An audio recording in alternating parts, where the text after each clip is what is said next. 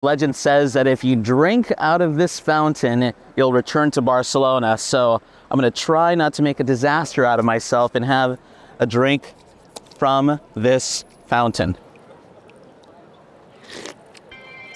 Well, hopefully I don't get dysentery, but I know I'm coming back to Barcelona.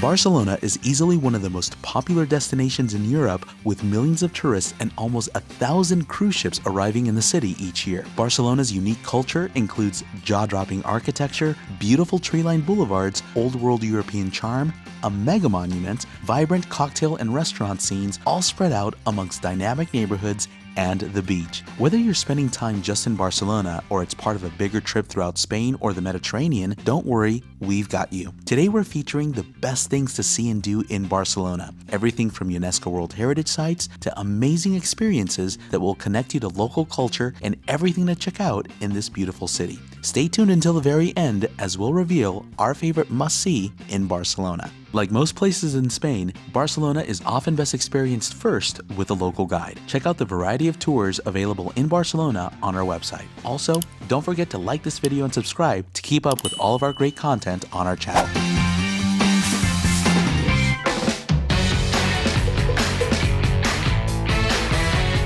Just 15 minutes north of Barcelona is the Montserrat wine region of Catalunya. This is a great day trip for those looking to escape the city while learning about the wines of the region. Hoyo del Mas is an estancia here in Montserrat, and it was founded in the 10th century. 36 generations later, the same family still in charge. They have a castle, a vineyard, and a biodynamic winery. A small tapas lunch is included in the wine tasting. The variety of wines we tasted, the knowledgeable guides, and historic setting make this for a great day trip option on your second or third day in Barcelona. For more information, check out the link in the description below.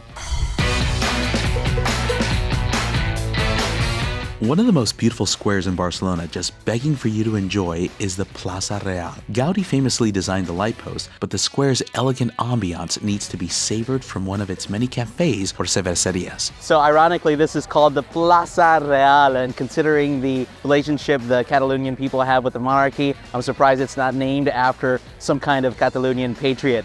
But this is the sort of place that looks completely different late at night. So you wouldn't necessarily start an evening here, but you would end it with all your friends. And if you come here super late at night, it's gonna be packed with lots of very happy locals.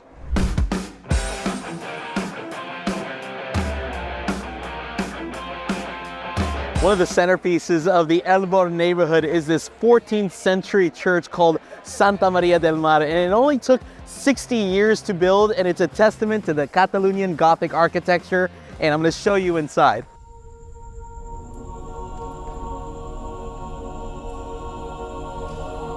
This church is an excellent example of the Catalunyan Gothic. You have the gray stone, and the pillars here in the nave just shoot up like massive tree trunks shooting up to the sky. And these actually inspired Gaudi for his cathedral.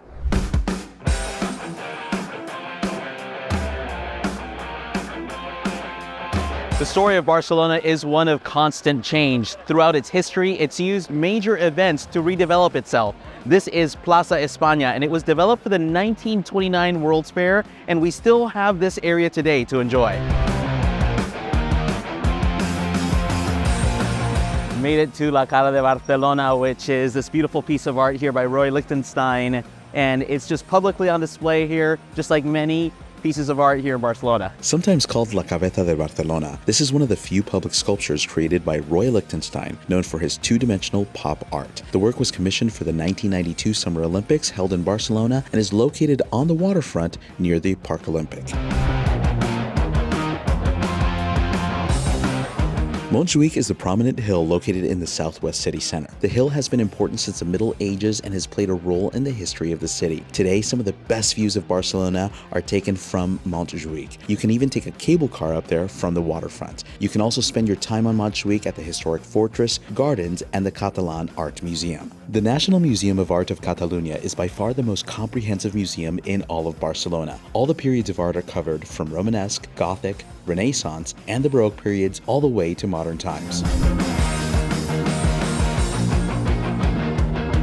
This used to be the Roman Forum. Yes. Oh, see, I did not know that. This used to be the Roman Forum, and it's still the political life of Barcelona. Isn't that cool? Love that. Give me all the secrets, man. Give me all the secrets. That's exactly why we have you here. If we could travel back in time to the first century before Christ, we wouldn't be in Barcelona, we would be in Barcino. Yeah? Okay. That's the Roman name for Barcelona.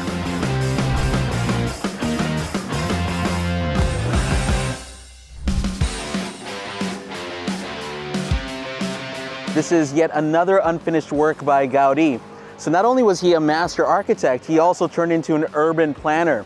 And he designed this park and this sort of community. And he also lived here, so we're gonna get a glimpse of Gaudi's house.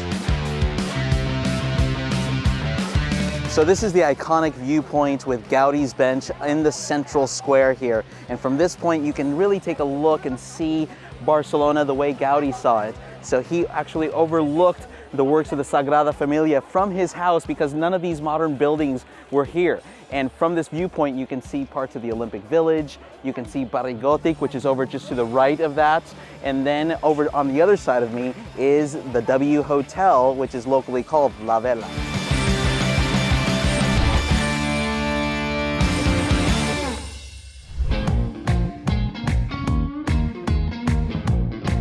Barcelona has an amazing selection of rooftop bars, and each neighborhood has lots of different options. Be sure to book well in advance because hotels like this one give priority to their guests first, so you want to get your reservations in so you can have views just like this. The terrace of the Circle-Tel Rosellón in Eixample has one of the best unobstructed views of La Sagrada Familia and 360-degree views of the whole city. Another incredible rooftop is on top of the Michelin-rated Ola Hotel. The grand view of the Barri Gótic and the long, narrow pool make it an irresistible destination for an afternoon of cocktails or a day of lounging.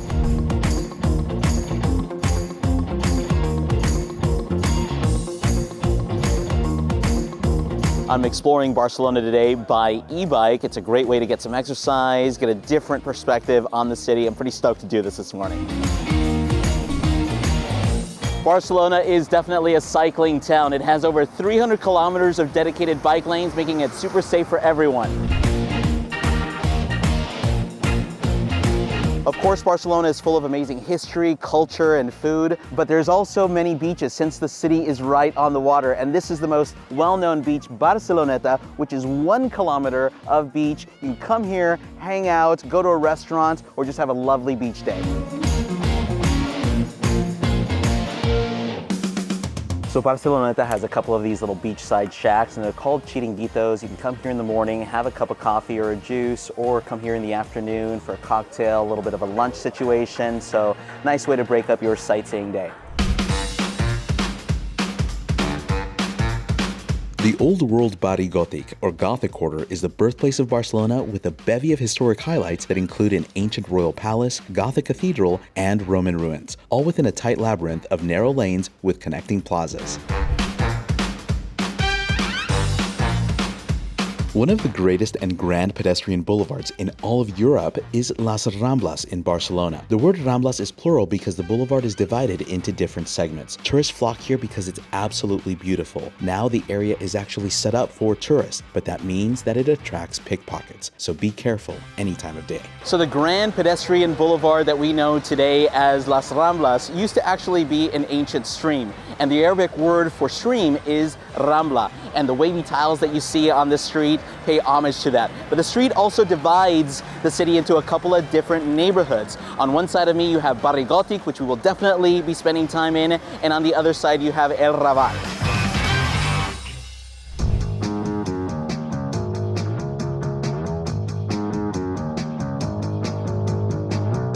Where are we? Tell me. In La Boqueria Market. La Boqueria Market. I'm pretty excited because I am starving, and I know this is going to be such a great part of our tour. A market has been present here since 1200, and the covered market we see today dates back to 1850. Today, the market hall is a foodie lover's paradise with tons of fresh produce and plenty of places to try jamón, olives, and other Catalunyan treats. I was lucky enough to have a local guide with me and recommend exploring this market on a food tour.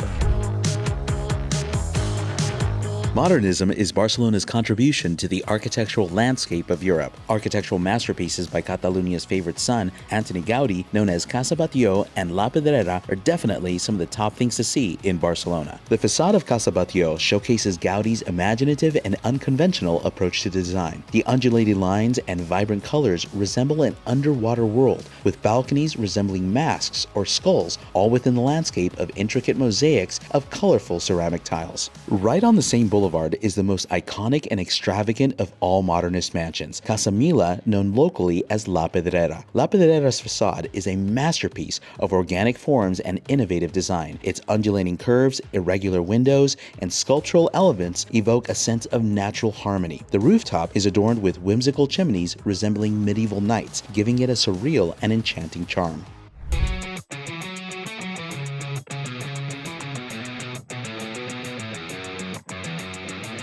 Today I'm taking a little day trip to visit a place that's deeply important to the heart of Catalonian people. It has epic views, great hikes, and one of the most important religious icons in all of Catholicism. So the church here within the monastery of Montserrat houses one of the most important relics of Spain, La Morenita, which is Nuestra Señora de Montserrat. And according to legend, children found this statue in a cave centuries ago.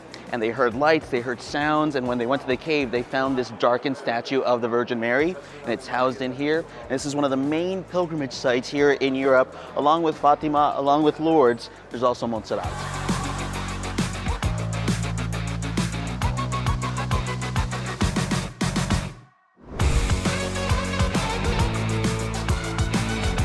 The Barcelona Cathedral is in Barri Gotic, not La Sagrada Familia. Actually, a place of worship has stood here for 2,000 years. In 343 AD, the pagan temple was replaced by a Christian church. The current Gothic structure was started in 1300. The facade we see today is actually much younger, dating back to the 19th century, making it neo-Gothic. There are a variety of places to eat in Barcelona, and the highlight are Catalunyan Tapas made of fresh seafood. A lot of olive oil, paprika, a little spicy, a little salty. The octopus is super tender, which is the most important thing. So, buen appetito. Yeah, baby. Yeah, gotta get that lemon action on the seafood. So my parrillada is here now. We got all kinds of different seafood. We got mussels, we got clams, we got fish, we got some prawns, we have langoustines. It's gonna be amazing. We even have some cuttlefish, which is gonna be good. Check out these beautiful gambas al ajillo, which are essentially shrimp with garlic. And in this place, they make them with some chilies as well. So it's about to get super spicy up in here. The piece de resistance of our meal here for tapas lunch is this bacalao con miel. I'm gonna try it. A little bit of the salsa right on there. Here we go.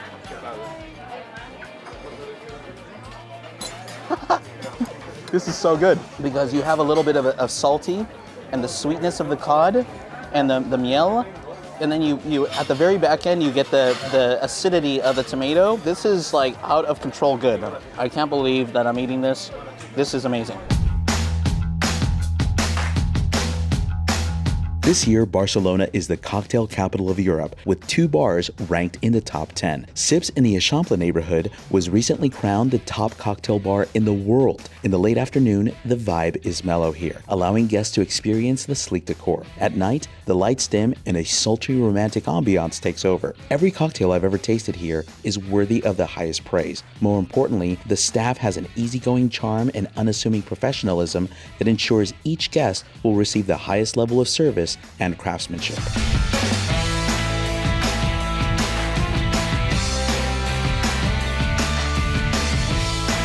So one mega monument that you cannot miss when you're here in Barcelona is the Sagrada Familia. It's an absolute must when you're in the city. The first stone was laid in 1882 and it's still an unfinished work of art, still being completed according to Gaudi's plan. I cannot wait to check this out. So I'm with my guide Montse here, who's a licensed guide. She's gonna take me in and tell me all the interesting factoids and everything I need to know about this incredible place. I definitely recommend that you book your ticket well in advance. I'm on a tour, so I get to go right on in. I get a little bit of a fast track. To make the whole thing easy, you can jump on one of our tours.